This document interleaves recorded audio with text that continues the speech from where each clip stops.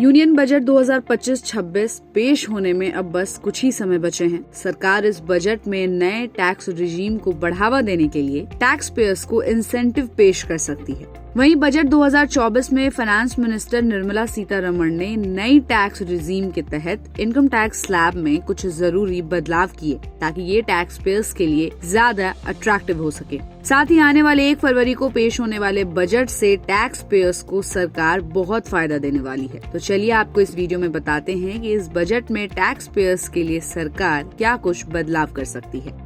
Tax slab में adjustment के साथ साथ स्टैंडर्ड डिडक्शन लिमिट भी बढ़ाई गई है। फैमिली पेंशन और नेशनल पेंशन सिस्टम (NPS) में एम्प्लॉयज के योगदान में भी बदलाव किया गया है। हालांकि पुरानी टैक्स रिजीम में कोई बदलाव नहीं किया गया है। आपको बता दें कि फाइनेंस मिनिस्टर सीतारमण ने पहली बार 1 फरवरी 2020 को अपने बजट में न्यू टैक्स रिजीम को पेश किया था। अब बात करें अगर कि टैक्स पेयर्स के लिए क्या कुछ बदलाव हो सकते हैं, तो सबसे पहला बदलाव हो सकता है इनकम टैक्स स्लैब में। नई टैक्स रिजीम को फाइनेंस मिनिस्टर और ज्यादा अट्रैक्टिव बनाने के लिए इनकम टैक्स स्लैब रेट्स में अमेंडमेंट्स कर सकती है। एक्सपर्ट्स का सुझाव है कि 20 लाख रुपए से ज्यादा की इनकम पर 30% की इनकम टैक्स लागू की जाए ताकि ये इन्फ्लेशन और मौजूदा इकोनॉमिक सिचुएशन के अकॉर्डिंग हो। सीनियर सिटीजन को स्पेशल छूट मिल सकती है। नई टैक्स रिजीम में सारे टैक्स पेयर्स पर इक्वल टैक्स लगते हैं। एक्सपर्ट्स ने सिफारिश की है कि 60 साल और उससे ज्यादा आयु के वरिष्ठ नागरिकों के लिए अलग टैक्स स्लैब बनाया जाए। इसमें छूट सीमा या टैक्स रेट्स शामिल हो सकती है जिससे उनकी फाइनेंशियल सिचुएशन में सुधार हो सके।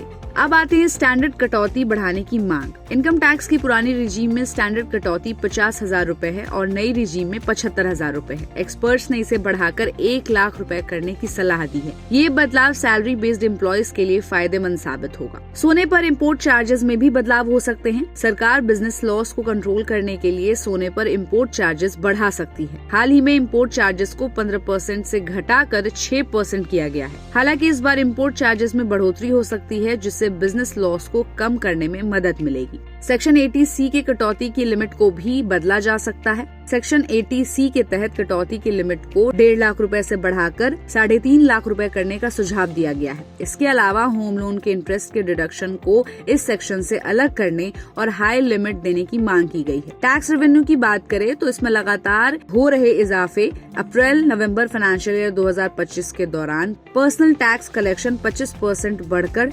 7,41,000 करोड़ रुपए हो गया है, जिससे सरकार इन सुधारों को लागू करने के लिए मजबूत स्थिति में है। कॉर्पोरेट टैक्स के अपोजिट पर्सनल टैक्स लगातार गोल से ज्यादा रही है, जिससे सरकार का खजाना भरा है और इसलिए टैक्स कलेक्शन भी टैक्स छूट के लिए संकेत दे रहा है। तो इस बजट में टैक्स पेयर्स के लिए और आपकी क्या कुछ उम्मीदें हैं, हमें अपनी उम्मीदें कमेंट बॉक्स में दें और ऐसी अपडेट्स के लिए देखते रहिए गुड रिटर्न्स। हमारे चैनल को लाइक और सब्सक्राइब करना बिल्कुल भी मत भूलिएगा।